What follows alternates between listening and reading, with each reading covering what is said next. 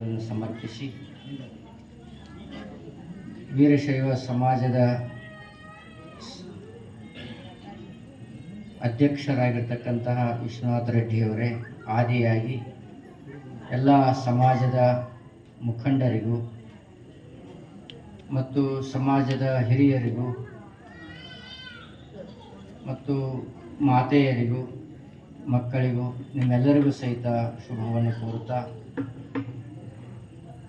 ಈ ಕಾರ್ತಿಕ ಮಾಸದ ಒಂದು ಸಾಯಂಕಾಲ ಸಮಯದಲ್ಲಿ ಒಳ್ಳೆಯ ಕಾರ್ಯಕ್ರಮವನ್ನು ಇಟ್ಕೊಂಡು ನಮ್ಮ ಸಮಾಜವನ್ನು ಸಂಘಟನೆ ಮಾಡಬೇಕು. ನಾವೆಲ್ಲರೂ ಒಂದು ತೆಲುಗಿನಾಗ ಹೇಳ ಕನ್ನಡದಾಗ తెలుగునాగ అంతా ఒకటే కలిసి మెలిసి ఉండాలని ఒక సంకల్పంతో వీరశైవ సంఘం వాడు ఈ కార్తీక మాసం యొక్క సోమవార రోజున అత్యంత పవిత్రమైనది.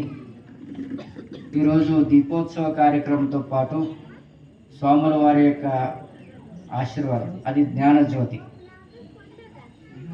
అది బహిర్జ్యోతి, ఇది లోపల జ్యోతి. సామాన్యంగా మనం జ్యోతిని వెలిగిస్తున్నాము. దానికి ఆంతరిక అర్థం ఏమిటంటే సూర్య చంద్రాదులు జ్యోతులుగా ఉన్నారు. వారు సూర్య చంద్రాదులు జ్యోతులు, సూర్యుడు మనకు పగలు జ్యోతి అయితే చంద్రుడు మనకు రాత్రి. మళ్ళీ అవి రెండూ లేనప్పుడు మన ఇంట్లో దీపాలని వెలిగించుకుంటున్నాం.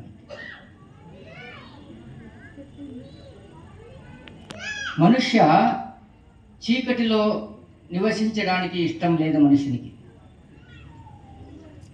మనుష్యుని కోరిక ఏమిటంటే నేను వెలుతురులో ఉండాలి.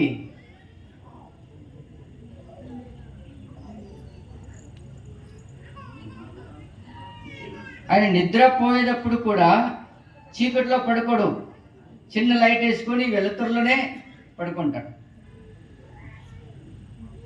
ఎందుకు వెలుతురులో ఆయన ఉంటున్నాడు అంటే, ఎందుకు వెలుతురు ఈ దీపాన్ని అపేక్షిస్తున్నాడంటే తన స్వరూపం వెలుతురు స్వరూపం. తన ఆత్మజ్యోతి, పరంజ్యోతి అంటారు. బయట మనకు ఈ దీపాలు మనకు దావును చూపిస్తున్నాయి. ఈ కార్తీక మాసం అంటే దీపాలు వెలిగించేది, శ్రావణ మాసం అంటే శ్రవణం వినేది, పురాణాలు పుణ్యకథలు శ్రవణం వినేది. తర్వాత ఏది మాసం వస్తుందండి? భాద్రపద మాసం. అంటే ఏ శ్రావణ మాసంలో ఏమి విన్నారో మీరు దాన్ని భద్రంగా పరుచుకోండి అని, దానికి భాద్రపద మాసం. భాద్రపద మాసం అయిన తర్వాత ఆశ్వయుజ. ఆశ్వయుజ అంటే అభివృద్ధి అవుతుంది. మీరు ఏది భద్రంగా పెట్టుకున్నారో అది అభివృద్ధి అవుతుంది. బ్యాంకులో డిపాజిట్ పెట్టుకున్నారనుకోండి, వడ్డీ పెరుగుతూనే ఉంటుంది. అలాగే గురువుల దగ్గర దైవనామస్మరణ అని శ్రావణ మాసంలో ఏది పెట్టుకున్నామో అది భద్రంగా పరుచుకున్నాము అంటే, ఆ భక్తిని భద్రంగా పరుచుకున్నాము అంటే మన లోపల జ్యోతి వెలుగుతుంది. ఆశ్వయుజ మాసం అయిన తర్వాత కార్తీక మాసం. చూడండి, కార్తీక మాసము అంటే జ్యోతి వెలిగించేది. ఎప్పుడు మనము అభివృద్ధి పొందుతుందో, ఎప్పుడు మన జ్ఞానం ఎన్ని దాన్ని భద్రంగా పరుచుకున్నామో అది జ్యోతి రూపంగా మన భూమధ్యంలో జ్యోతి రూపంగా వెలుగుతున్నది. బయట టార్చ్ వెలుతురు ఏ విధంగా మనకు చీకటిని తొలగించి మన మార్గాన్ని చూపిస్తుందో, అదేవిధంగా మన లోపల టార్చు, జ్ఞానం అనే టార్చు వెలుతురు మనము లోపలికి అందరికీ తీసుకొని పోతున్నది. అదే కార్తీక మాస జ్యోతి. కార్తీక మాసం అయిన తర్వాత మార్గశిర. చూడండి శబ్దాలు ఎట్లా పెట్టినారు. శిర అంటే తలకాయ, మార్గ అంటే దావు. మన లోపల దావం చూపిస్తుంది, అది కార్తీక మాస దీపము. జ్ఞాన జ్యోతి మన లోపల మార్గాన్ని చూపిస్తుంది. ఇది బయట మార్గాన్ని చూపిస్తే అది లోపల.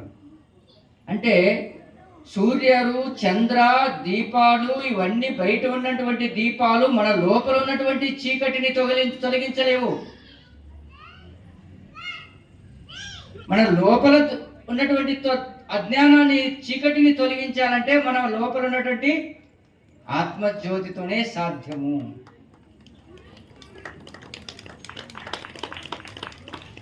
జ్ఞాన జ్యోతితోనే సాధ్యము. కాబట్టి కన్ను మూసుకుంటే మనకు అంత చీకటి కనపడుతుంది. నిదానంగా ప్రాక్టీస్ చేస్తుంటే లోపల జ్యోతి వెలుగుతుందని శాస్త్రజ్ఞులు మనకు చెప్తున్నారు. భూమధ్యలో జ్యోతి వెలుగుతున్నది. ఆజ్ఞాచక్రంలో జ్యోతి, శివునికి 3వ కన్ను జ్యోతి, అగ్ని స్వరూపంగా ఉంది. అటు ఆధ్యాత్మికంగాను, ఇటు వ్యవహారికంగాను. మనకు బయట కూడా జ్యోతి కావాలి, వెలుతురు కావాలి, లోపల కూడా ఆత్మజ్యోతి కావాలి, పరంజ్యోతి కావాలి. అజ్ఞానం అనే చీకటి పోవాలి. కాబట్టి లోపల కూడా జ్యోతి కావాలి. ఎవరో మీ ఇంటికి వస్తున్నారండి, కరెంటు పోయిందండి. ఆయన నిలబడిన డోర్ ఫ్రెండ్ అనుకోండి, మీ ఇల్లు బాగా పరిచయం. ఆయనకి కరెంటు పోయింది, ఏమో ఫోన్ చేశాడు ఆయన. లేదో అట్లా ఫోన్ అట్లా పెట్టుకో, నేను చెప్పినట్లు అట్లా రా అంటాడు ఆయన. ఒక 10 అడుగులు ముందు రా అంటాడు. 10 అడుగుల ముందు వచ్చినాను, ఇప్పుడు రైట్ తిరుగు అంటాడు. మెట్లు వస్తుంది, 4 మెట్లు ఎక్కువ అంటాడు. 4 మెట్లు ఎక్కినాడు, కరెంట్ లేదు, చీకటి ఉంది, ఫోన్లోనే చెప్తున్నాడు ఆయన. 4 మెట్లు ఎక్కినాను, ఇప్పుడు లెఫ్ట్ తిరుగు, ముందురా, ఒక 20 అడుగులు పెట్టు, మళ్ళీ ఇట్లా రా. లాస్ట్కి వెళ్ళి వచ్చి నేను ఎక్కడికి వచ్చినంటే ఆయన ముందే వచ్చి నిలబెట్టాడు ఆయన. అక్కడ వెలుతురు లేదు, జ్యోతి లేదు, శబ్ద జ్యోతి. దాన్నే జ్ఞాన జ్యోతి అంటున్నారు.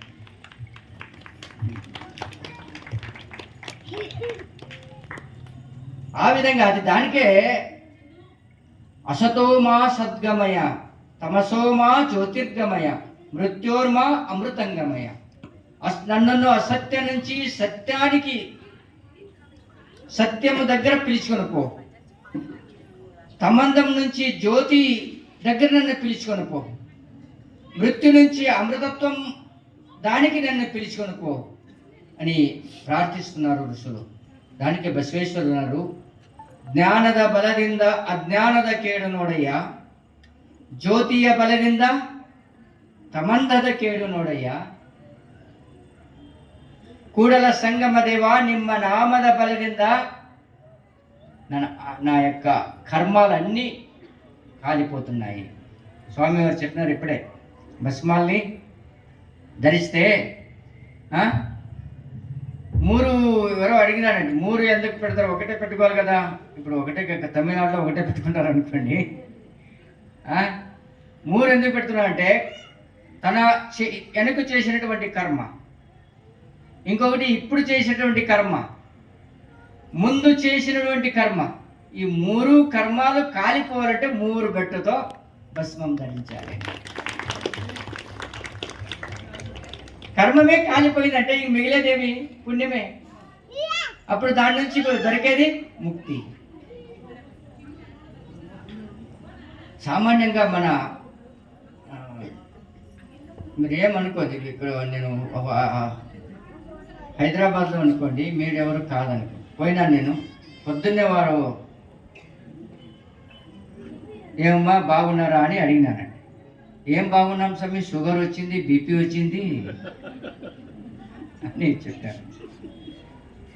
నేను అన్నాను, ఏమమ్మా మీకు ఇల్లు బాగుంది, బిడ్డలు ఉన్నారు, కారు ఉంది, కాటు ఉంది, ఏమి నౌకరీ ఉంది, అన్ని సౌకర్యాలు అన్నీ ఉన్నాయి, ఏమి చింత అనేది ఏమీ లేదు. మళ్ళీ ఎట్లా వచ్చింది మీకు ఈ కాయలే వచ్చాయంటే ఏదో చింత ఉంటే ఒక వచ్చేదేవి, ఇక అన్ని సౌకర్యాలు అన్నీ ఉన్నాయి, ఏది చింత లేదు, ఎందుకు అట్లా వచ్చింది అని. ఏదో స్వామి వచ్చింది అని. వాళ్ళ రోజు ఆ ఇంట్లోనే శ్రావణ మాసం పూజ అంటే వాళ్ళ ఇంట్లోనే ఆ రోజు పూజ ఉండేది. నేను గమనిస్తున్నాను అవన్నీ. సాయంత్రం అయితే 5 గంటకే ముఖం కడుక్కోండి, భస్మం ధరించుకొని కుంకుమ పెట్టుకొని టీవీ ముందు కూర్చోండి. మీరు కాదండి, అక్కడ చెప్తున్నాను నేను. ఏమంటే సీరియల్ 6 గంటల నుంచి 8 గంటల వరకు నన్ను ఎవరు మాట్లాడచొద్దండి. సీరియల్ చూస్తుంది. ఆ సీరియల్లో ఇప్పుడు భార్యాభర్తలు కొట్లాడినాడు. ఆయన భర్త చెప్తున్నాడు, నువ్వు ఇట్లానే నన్ను తిడుతుంటే నేను పోయి బావిలో పడిపోతాను అని. ఇవమ్మ కోపంలో మీద పడిపోవన్నాడు. సీరియల్లో నిజంగా కాదు. ఆయన బావి దగ్గర పోయినాడు, ఇంక పడిపోవాలి, తరువాయి భాగం రేపు అన్నాడు. ఇవమ్మ కొద్ది చూస్తుంది కదా, టెన్షన్ స్టార్ట్ అయింది. పడతాడా లేదా, పడతాడా లేదా, ఇవమ్మ సంబంధం లేదు, అయినా ఇవమ్మ టెన్షన్ తీసుకుంది. మరుసటి రోజు 6 గంటల వరకు కాయాలండి. కరెక్ట్ 6 గంటలకు స్టార్ట్ కావాలి, 1 నిమిషం అయింది, కరెంట్ పోయింది. ఇవమ్మ ఇంకా టెన్షన్ స్టార్ట్ అయింది, పడినాడా లేదా, పడినాడా లేదా.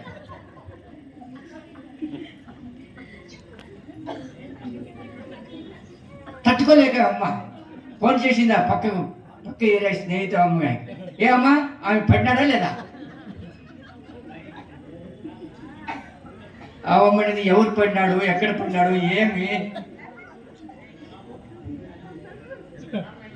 ఏమో టెన్షన్ వచ్చి బీపీ, షుగరు ఇవన్నీ వచ్చి నేను అనుకున్నాను, ఓ దీని నుంచే ఇవన్నీ షుగరు బీపీ వచ్చింది.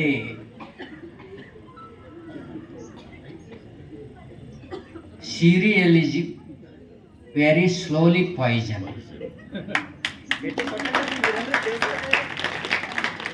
సీరియల్ అంటే నిజంగా నిదానంగా మన లోపల భయం పుట్టిస్తున్నాయి, కాయలు తెస్తున్నాయి. అమ్మగారు మీరు ఇక్కడ ఏడుస్తారో లేదో, ఆ సీరియల్ ముందు కూర్చున్నప్పుడు మాత్రం మీరు కాదు, అక్కడ హైదరాబాద్ అండి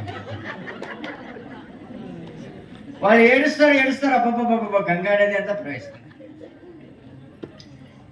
వారికి సంబంధమే లేదు, అయినా ఏడుస్తున్నారు. అయ్యో పాప ఇట్లా కాకూడదు. అదే సమయాన్ని నేను ఒక విషయాన్ని చెప్తానండి. చూడండి, మనము కాయలు తెచ్చుకుంటున్నాము, సీరియల్ తెచ్చుకొని చూసుకొని కాయలకు డబ్బు ఇచ్చి కాయలు తెచ్చుకుంటాం.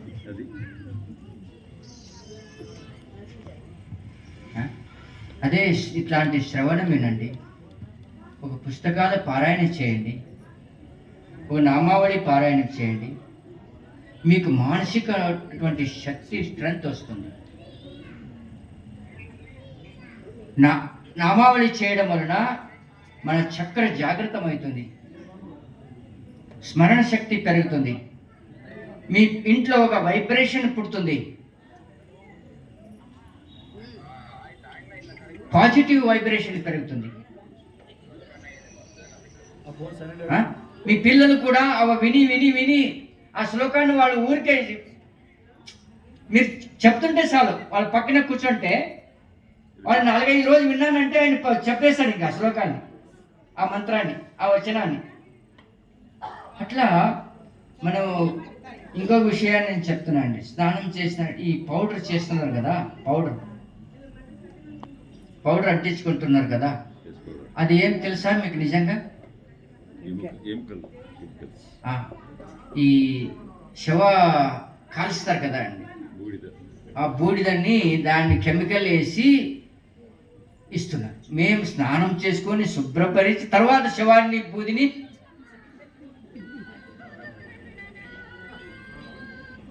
మడి అయినాము. కానీ మీరు శవానికి పోతే వచ్చి స్నానం చేస్తారు కదా, మళ్ళీ ఇది ఎట్లా? చూడండి, ఆలోచించి. దానికే మన వాళ్ళు ఇలాంటిది ఇవ్వలేదు, వాళ్ళు పౌడర్ ఇవ్వలేదు. ఏం ఇచ్చినారు మనకు? భస్మాన్ని ఇచ్చినారు. ఈ భస్మం వలన 35 రోగాలు పోతాయని ఆయుర్వేద డాక్టర్లు చెప్తున్నారండి. ఆవు పేడ భస్మం వలన 35 చర్మ రోగాలు పోతాయి. మనము జల స్నానం చేసిన తర్వాత భస్మ స్నానం చేస్తామండి. 3 స్నానాలు చేస్తాము, మిగతా వారందరూ ఒకటే స్నానం చేస్తారు. మన లింగాయత్ వీరశైవులు ఎన్ని స్నానం చేస్తామో 3. ఒకటి జల స్నానము, ఇంకొకటి భస్మ స్నానము, ఇంకొకటి మంత్ర స్నానము. ఆ భస్మాన్ని తెలుసుకొని, ఎందుకంటే ఆ చర్మ రోగాలు పోతాయి భస్మ స్నానం చేయడం వలన. చూడు ఎంత సైంటిఫిక్గా ఆ రోజు చేసిపోయినారు మనవాడు. అలాంటి భస్మాన్ని మీకు ఇస్తున్నారంటే ఈరోజు మన సంఘ వాడు నిజంగా ప్రశంసించాలి. వాడు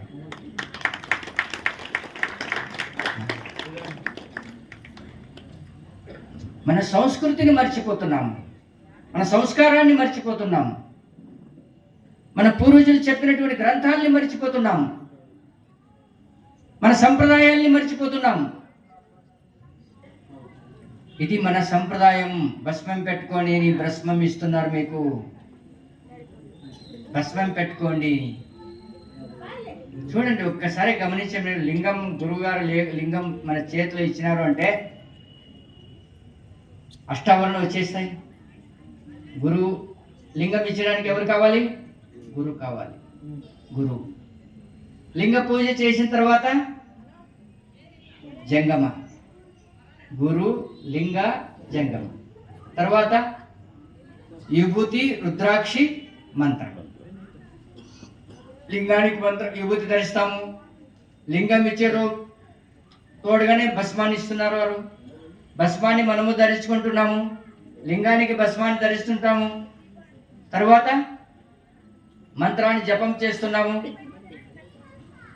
విభూతి రుద్రాక్షి ధరిస్తున్నాము, లింగానికి కూడా రుద్రాక్షి ధరిస్తున్నాము. గురు లింగ జంగమ, విభూతి రుద్రాక్షి మంత్ర, ఇంకేం ముగించింది? పాదోదక ప్రసాద్. రండి అష్టావరణ మన వీరశైలికి బస్ స్టాండ్ సుడ్డు ఉండే తీరా. పాదోదక ప్రసాద. లింగం ఉంటే పాదోదకం, గురు పాదోదకం తీసుకుంటాము, లింగ పాదోదకం, గురు పాదోదకం, తర్వాత లింగానికి నైవేద్యం పెట్టి మనం ప్రసాదం తీసుకుంటాం. అష్టావరణన్నీ వచ్చినాయి. లింగ పూజం చేయడం వలన చూడండి ఎంత సైంటిఫిక్గా వాడు చెప్తున్నారండి. నేను ఈ శివయోగం పైన పిహెచ్డి చేసినాను. మన కన్ను ఈరోజు అందరూ చిన్న చిన్న పిల్లలే గ్లాస్ వేసుకుంటున్నారు. ఎందుకు అంటే వాళ్ళ కంట్లో శక్తి లేకుండా అయిపోతున్నది. కంటికి శక్తి కావాలంటే, శక్తి రావాలంటే ఈ లింగం ఉంది కదా, ఆ లింగంలో క్యార్బీజు, నెయ్యి, కర్పూరము ఇలాంటి 8 వస్తువుల్ని కలిపి ఆ లింగాన్ని కంతి చేస్తున్నారు. కంతి వేసి మనకి ఇస్తున్నారు.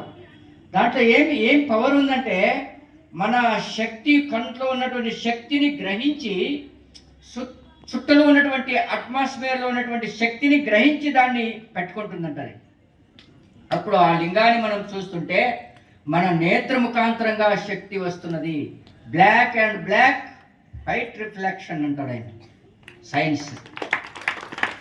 మన కన్నుగుడ్డి బ్లాక్, లింగము కూడా black. Black and black white reflection మనకు అద్భుతమైన 3వ కన్ను తెరుస్తుంది. ఆజ్ఞాచక్ర జాగృతమవుతున్నది. ఆజ్ఞాచక్ర జాగృతమవుతే అత్యంత విశిష్టమైన జ్ఞానం ఆయనకి వస్తుంది అని చెప్తున్నారు శాస్త్రజ్ఞ. ఎంత సైంటిఫిక్గా ఆ 10 నిమిషాలు మీరు చూడండి. లింగాన్ని చూసి 108 సార్లు జపం చేయండి. మీ కన్నుకి అడ్డు వస్తే చెప్పండి.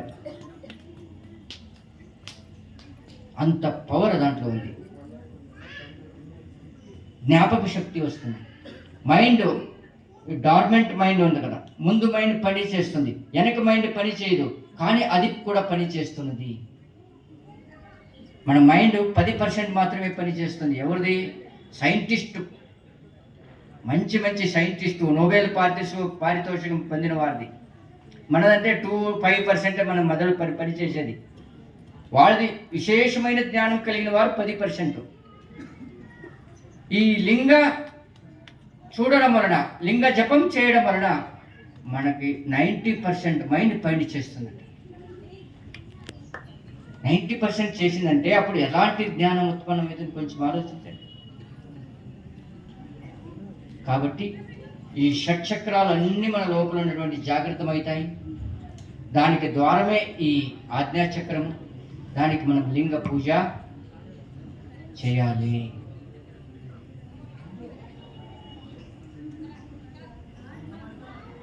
ఎంత సైంటిఫిక్ మనకు పోయినారు చూడండి. మన సంప్రదాయాల్ని మనం మర్చిపోతున్నాం. మన జాగ్రత్త పరచడానికి, మనకు జ్ఞాపకం చేయడానికి ఈరోజు వీరశైవ సంఘం వాళ్ళు మిమ్మల్ని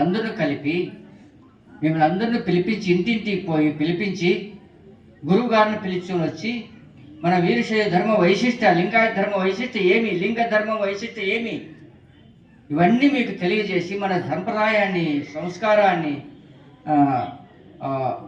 ఆచారాన్ని మరవకుండా ఆచరించండి అని ఒక సందేశాన్ని మీకు తెలియజేస్తున్నారు వారు.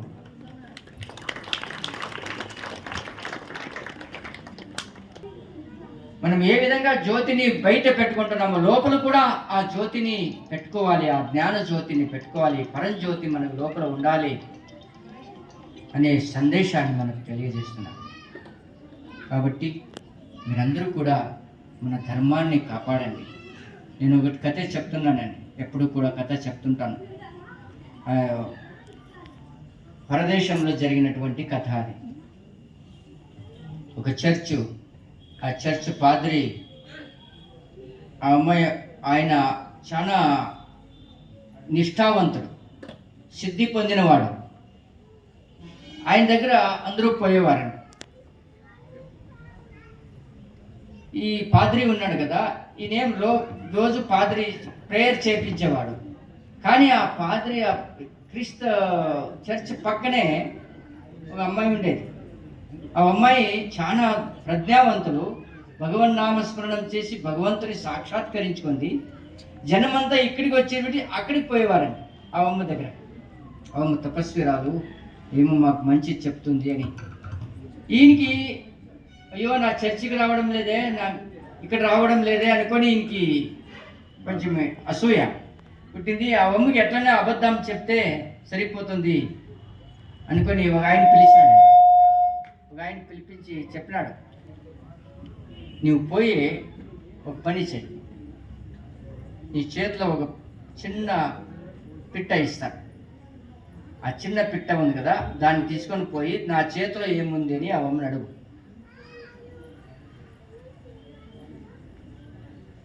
ఆ అమ్మ పిట్ట ఉందని చెప్తుంది. అమ్మ జ్ఞానం కరెక్ట్గా ఉంది, బాగుంది అమ్మకి. అప్పుడు ఇది నీవు నెక్స్ట్ ప్రశ్న అడగాలి, అది బతికిందా చచ్చిందా. నెక్స్ట్ ప్రశ్న అడుగు. ఒకవేళ ఆ అమ్మ బతికింది అంటే అడే దాన్ని చంపేయి.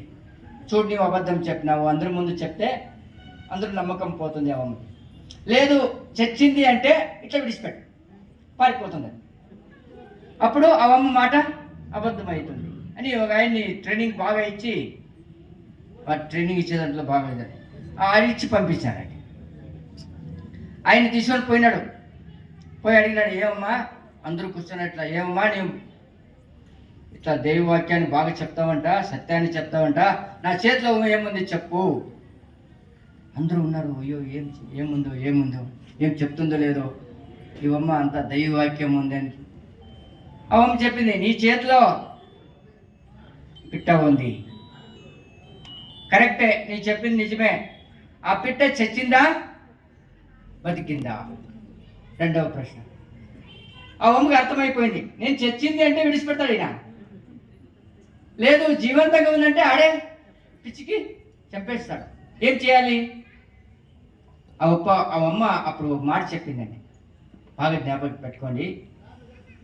ఆ పిట్ట ఉంది కదా, అది ఎట్లా ఉంది ఏమో తెలియదు, కానీ ఆ చావు బతుకు నీ చేతిలో ఉంది అని చెప్పింది.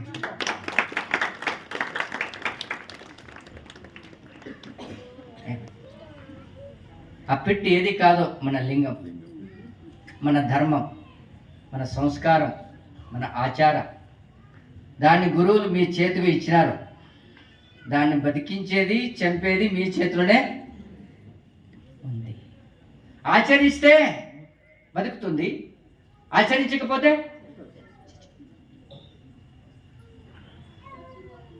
కాబట్టి మన ధర్మాన్ని మనం ఆచరించాలి, దాన్ని బ్రతికించాలి, మన సంప్రదాయాన్ని మనం బ్రతికించాలి, ఆచరించాలి, మన పిల్లలకి నేర్పించాలి.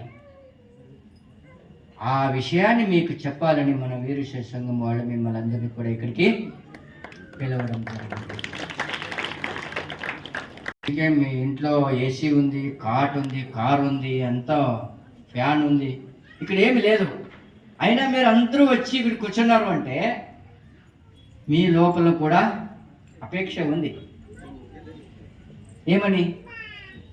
మన గురువుగారు వస్తున్నారు, వాళ్ళ మాట వినాలి, మన ధర్మాన్ని గురించి చెప్తున్నారు, అవన్నీ వినాలి, మేము ఆచరించాలి అని మీ లోపల ఉంటేనే ఇక్కడి వరకు మీరు వచ్చినారు. లేకపోతే సంస్కారం అది ఇంతవరకు రానివ్వదు. మీ లోపల ఒక సంస్కారం, భక్తి ఉంది. ఆ భక్తినే మిమ్మల్ని ఇక్కడికి పిలుచుకొని వచ్చింది. కాబట్టి నేను ఎక్కడికో చూసినాను, ఇక్కడ అనంతపూర్లో ఈ కార్తీక మాసం వనభోజనకి పోతున్నాను, ఉరుకొండలో, కళ్యాణదుర్గలో అందరూ పిలుస్తారండి.